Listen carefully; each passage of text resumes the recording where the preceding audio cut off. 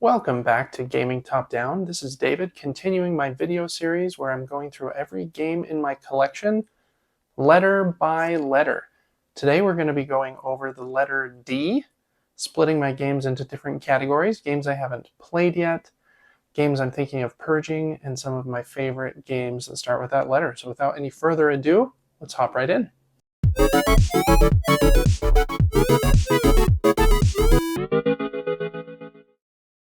All right, first are some upcoming games that are going to be delivering here to me very shortly. First up is Dabawala. This is a game about organizing your delivery bicycle with these different packages of food, I believe. The game is set in Mumbai, India, and so you'll spend the first half of the game organizing your bicycle with these polyomino tiles. And then the second part of the game, you flip over the main board and you deliver those packages to try and get the most points. So I'm very excited about this one. It's from Queen Games, and I believe it will be shipping in July, so coming up just in the next few weeks. The next one is Dice Throne Missions. You'll see in a little bit that Dice Throne is one of my favorite games, and I'm very excited about this missions kind of expansion. It is kind of it's not necessarily like a dungeon crawl, but you're going through these different missions, of which I think there might be 20 in Dice Throne Missions, and you'll be fighting different minions using the Dice Throne system, and then you'll end each scenario with a boss fight. I like the idea here is that they've tried to make them more bite-sized missions, where you get just enough of the kind of Dice Throne gameplay, but you're in and out in 30 minutes to an hour, which I think sounds a bit better than Dice Throne Adventures, in my opinion, which is one that I had but purged about a year ago. So very excited for those two games to be here soon. Next up are the games that I haven't played yet, and I've got a few of those. First, there's this series of print and play roll and write games called The Legends of D6. It's an awesome series of games, of which I think there are 12 in the series. I have a few of them that I really, really like, and a few of them I haven't played yet. The two that I haven't played here, that start with the letter D, are Dragon Vault, and I don't even know much about this one. I think you're probably trying to, I don't even know, either mine, steal gold from this dragon or protect it as the dragon. But you'll be filling out a bunch of things here on these sheets after you roll some dice. The thing I like about this series is they have all the rules on one side, and then you just play the game right here on the sheet. And some of them are very, very solid. I really like them. The other one is called Derelict Dirigible, and you'll be building a dirigible here using these different shapes and parts of the dirigible based on, again, the dice that you roll. So I am excited to try those ones out. I just haven't gotten around to it yet. Next up is a small game that I think looks fun for a light kind of introduction into deduction games, and probably for a quick kind of filler game. It's called Deducto, and you are trying to guess which animal and costume set you are and in which location. So you'll have one card, I think, in your hand that's facing the other players, and then you'll have a bunch of cards in your hand as well that are facing you, and there's only one of each pairing in the game. So you're trying to figure out what your character is based on deducing that, and you'll ask the other players some questions, and they might give you a yes or no answer based on some things, and the first person that can correctly deduce which character they are is the winner. 15 minutes, I think, is kind of the sweet spot here that they're going for. And it's a very small box. I am excited to try it out. Pretty simple deduction game. Next up is one I just barely got. It's called Donuts. I really like two-player abstract games. Yinch is one I really love that we'll get to at the end of the alphabet. And this one is a similar idea with some extra twists thrown in, but it plays in like 15 minutes. You only have to make one set of 5 in a row instead of 3 like in Yinch. In this one, you'll be placing out your color of donut onto the board, but you're limited in where you can place it based on the arrow or the direction of the line on the spot that your opponent last placed there. So if this brown one was placed, then a white one would have to be placed in this column, for example. This also has an Othello element where you're flipping over donuts from one side to the other, but it's not when you surround them. It's when you're able to insert your piece between two of the same color. I don't see an example here on the board that would do that, but if there was a brown here, for example, and I was able to put a white here between them, then the outside two would flip over to be white. So kind of an inverse of Othello and Yinch. Very excited to try out Donuts by Bruno Cathala. Next is one I got on a super flash sale a few months ago. It's Deus, I think is how it's pronounced, by Sebastian Dujardin, who makes some other games I've really enjoyed. And I've also liked some games from Pearl Games. I know this is kind of a classic-ish game that some people have really loved. I know Z on the Dice Tower, for example, really loves it. I also got the Egypt expansion in here too. So I kind of went all in on it because it was like, get the game for $10, and that was a super good steal. So excited to play it. Just haven't gotten around to it yet. Next up is one that I'm not sure if I'm ever going to get to the table. I've had it for a couple years. It's called Dojo Kun, and you're basically training these fighters to be in a fighting tournament. And then you have, I think, 2 different rounds of the tournament, and whoever plays the best over those 2 rounds is the winner. I think the theme here will really hit for some people, and really not for others. I kind of took a chance on this one and haven't had a chance to play it. Any of the people that I've suggested it to, we've ended up playing something else, which is fine.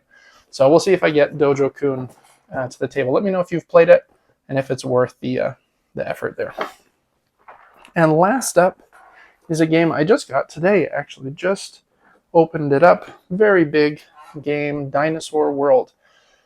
I have one other Dinosaur Island game. We'll get to that in a few minutes. And I really love the theme here, Jurassic Park kind of idea. I love that original movie, at least. And the idea of making your own theme park is something I really enjoy as well. You know, Zoo Tycoon, that kind of thing.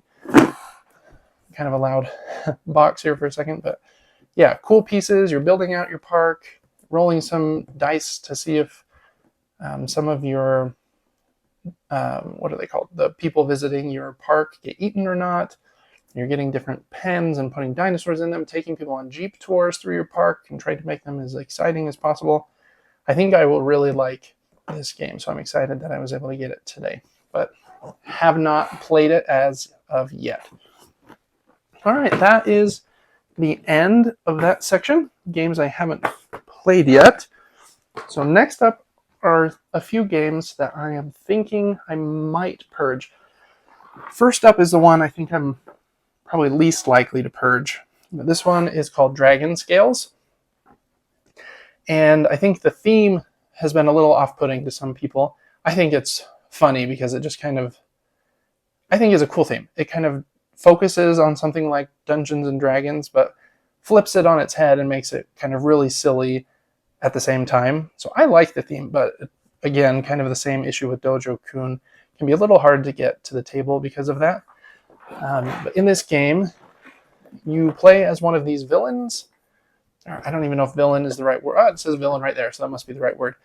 And you are trying to be the most formidable villain, it says. So you either are trying to do as much damage to this dragon as you can, and you'll get points for how many points of damage you can do, or you're trying to sneak out the back door, the exit, and leave everybody else in there to be killed by the dragon. So those are the 2 kind of things you're balancing. You're seeing how far other people are going down this track, and you'll be rolling dice in kind of a Yahtzee style behind your shield, and that will dictate which actions you take on your turn. If you're going to attack or move down the exit path. It's a fun, silly game, but again, the theme has been a little bit of a turnoff for some people I've played with, so we'll see. I really want to try it again. It's in the Dice Tower Essentials line, and I do think it's a fun game, kind of the reveal of showing what you're doing with your dice each turn is a fun moment. So I like it. We'll see if it stays in the collection though. All right, next up is, again, one of the first games I got when I really got into hobby gaming, and that is Disney Villainous. And I think this game is pretty cool at what it tries to do and all the various expansions that it has now. But I think that it is a little bit too long, and I don't love take that in games. This one can get away with it a little bit because, you know, you're villains and you're having a fun time. And even if I, what's it called, curse you or whatever it's called, it's not that big of a deal usually. But it's very much a game where you're trying to punish the other players and thwart their plans by doing mean things to their board.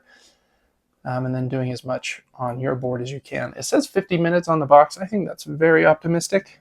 I've played it, you know, probably 4 or 5 times at this point. And some of them, and we played a 6-player game. Maybe that was just a bad idea, but it lasted about 2.5 hours. I was teaching the game to new players as well, so that also contributed there. But I like Prospero Hall. I think it's a fun idea, but I think the theme will carry it for you if you really love Disney. Which, you know, I like Disney okay, but the gameplay I think is just a little mediocre in my opinion. So I think Villainous might be on the way up. And last up in this category is Deception, Murder in Hong Kong. And I think that as far as social deduction games go, this is probably my favorite one I've ever played. It has just enough structure to kind of help you avoid, I don't know, the quarterbacking and the kind of taking over of a social deduction game that can happen when some players are just much more outspoken than others. So it has a bit more rigidity, or structure, I think is a better word, that helps carry this one along.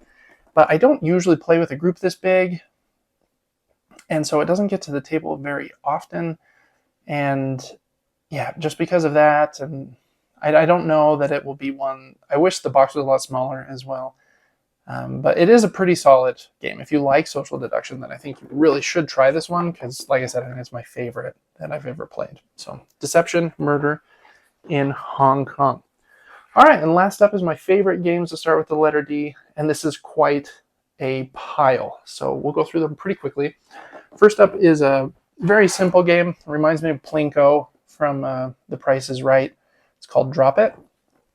And this is a really fun game to play with kids or, you know, even with adults. If you need a 15 to 20 minutes to fill with an easy game, you're basically dropping your color of pieces into this little mechanism here and making sure you don't touch a piece of the same color or of the same shape, because if you do, then you won't score any points for that piece. And then the higher up that piece lands, you'll get more points, and you might get some bonus points from other things. But that's really all of it. You're just dropping pieces in the top, and they fall down and might kind of clink around and cause some chaos in there. But it is a fun time to drop those pieces in there. So I think this is it's a good one. Drop It. Next up is a pretty recent game I got, Dragon Keepers. This is a card game for 2 to 4 players. And I think it plays in, they say 20 minutes on the box. I think my plays have been a little closer to 30, but really cool game about trying to, you know, you're collecting different sets of cards, kind of, and you're trying to get points by getting these amulets filled in. But kind of the main central mechanism in the game is this book, this magic book in the middle. On your turn, you can take cards from it or take some that are face up here. But at any point, you can stop when you like the book combination, and then you can perform some action based on what is listed there. You have to play like a certain number of dragons or something in front of you that match the color, and then you might get the reward listed there. The cool thing is everybody else also gets to do that if they can. So you're thinking about what everybody else might want to do and trying to set up the book to be the best that it can be for you. It's a fun game. Really, really great card game for 30 minutes. I like that the box is fairly small as well, and it has cool artwork. So that is Dragon Keepers. Next up, staying on the dragon theme, is Dragon Castle. This is also one of the earliest games that I got. I really like games by Horrible Guild. And this one is kind of a spin on Mahjong. So the box is loud because there's a lot of Mahjong tiles in there. You'll be taking tiles from the central board and then on your own board on the side, building out kind of your own castle. And you'll put these topper pieces on at certain points, and you'll put the pieces upside up to start with. And then once you have enough pieces of one color touching, they'll flip upside down and score you points.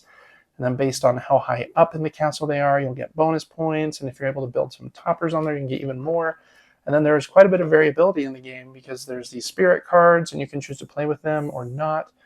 Dragon Castle is really great. If you've ever played Mahjong, I think it's my favorite version. It feels like they took Mahjong and turned it into a fun, kind of more thinky board game with a little bit of a spatial puzzle with your own castle. So that is a very loud box, but Dragon Castle.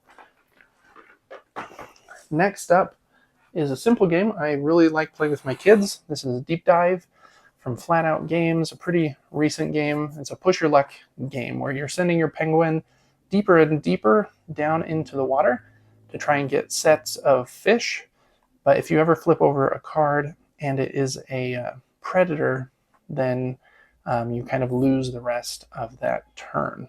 So I really like Push Your Luck, especially when Push Your Luck is in kind of a lighter, shorter game, because then you're more likely to push your luck a little harder because you know it's not, I didn't spend 3 hours playing this game, and if I just get unlucky, that's a bad feeling. But at 15 minutes, this is, I think, the right kind of Push Your Luck. So that is Deep Dive. Next up is one of my favorite two-player card games. That's District Noir. This game is all about, it's kind of a head game with you and your opponent.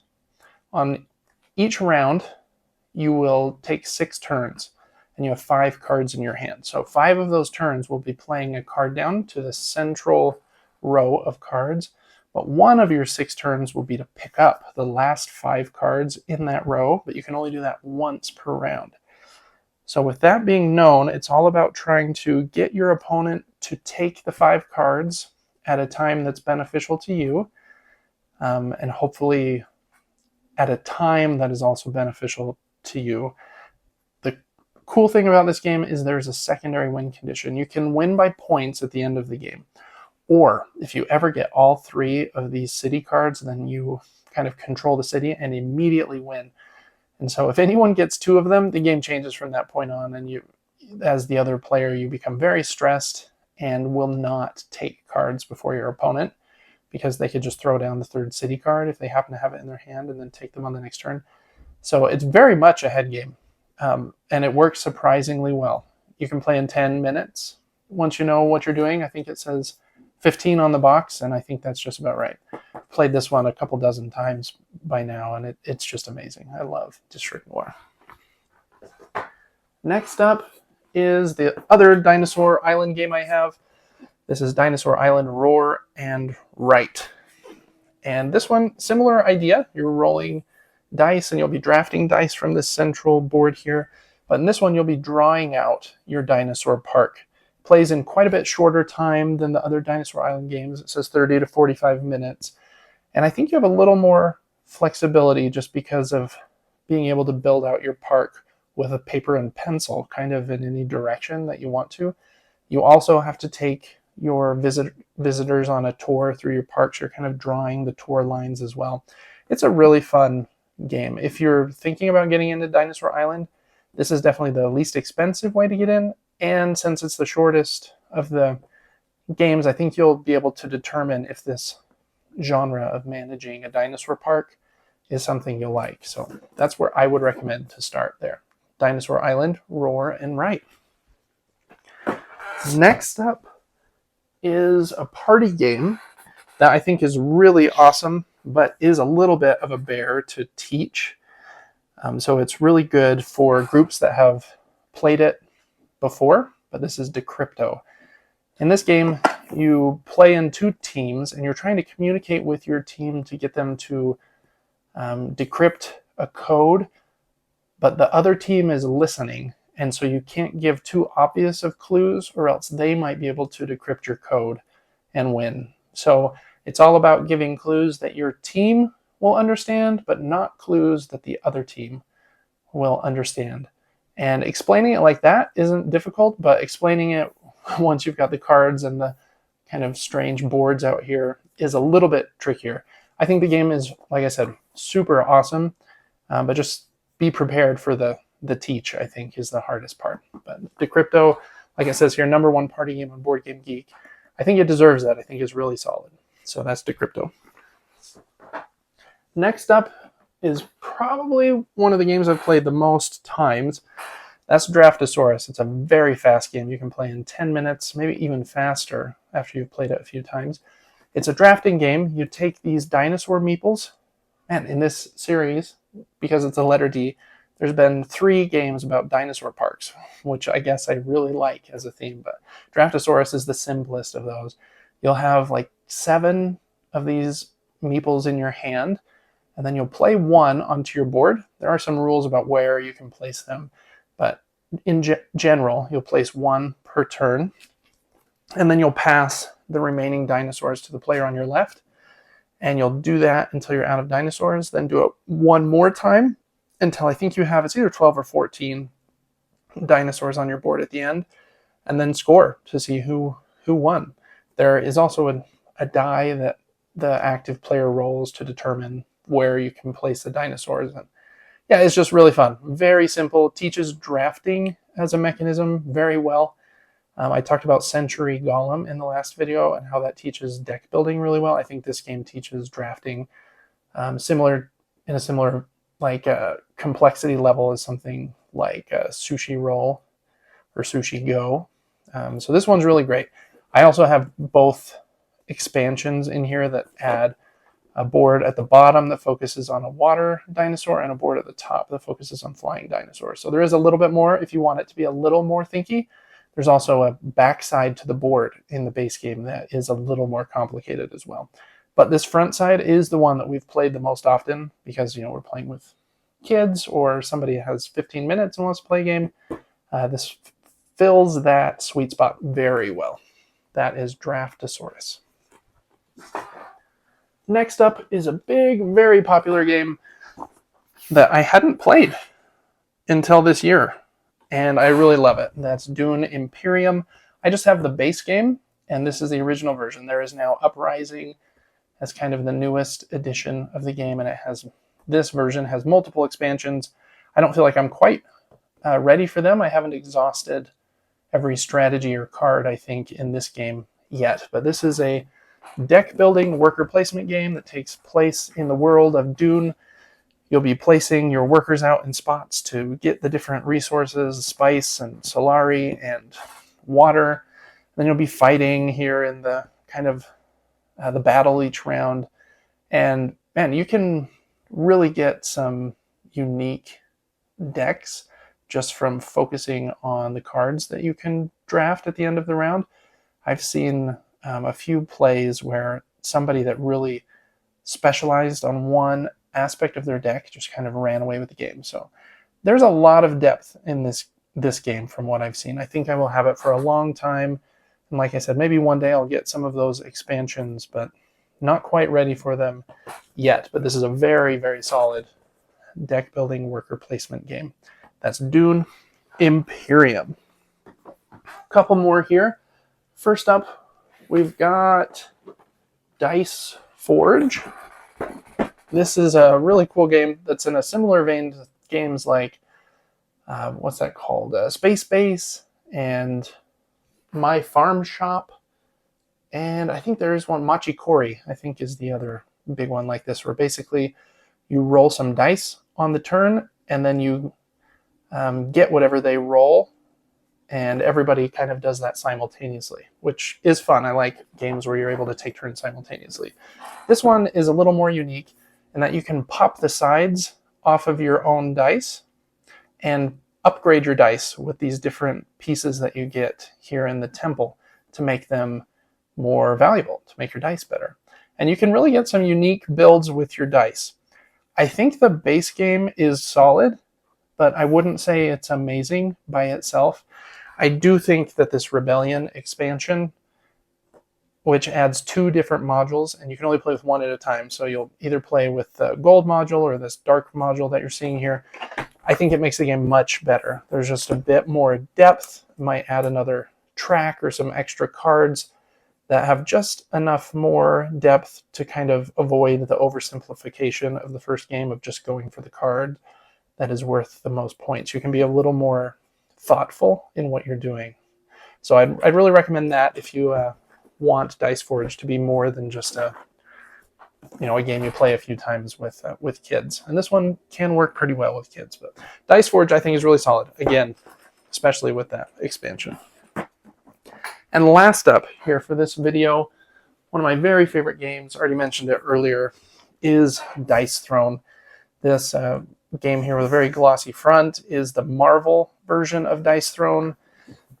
I've had the Season 1 box and the Season 2 box, and I think this Marvel version has my favorite characters of the characters I've played with.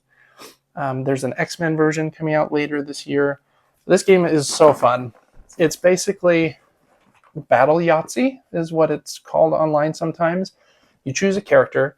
In this box, there's 8 Marvel characters to choose from, and your opponent chooses a character. And then you have a deck of cards and some dice. And you basically play Yahtzee with kind of a player board for your character, and you'll be upgrading your character's abilities so that your small straight might be better next turn than it was this turn. And if you're ever able to roll your ultimate, which is kind of like a Yahtzee, it's a great feeling. It's just a fun game, especially if you like Yahtzee and that mechanism of rolling and re-rolling up to 2 times. And then the cards do help with, you're able to tip a die to a different side or to its opposite side. Or, like I mentioned, play cards on top of your player board to make your abilities better.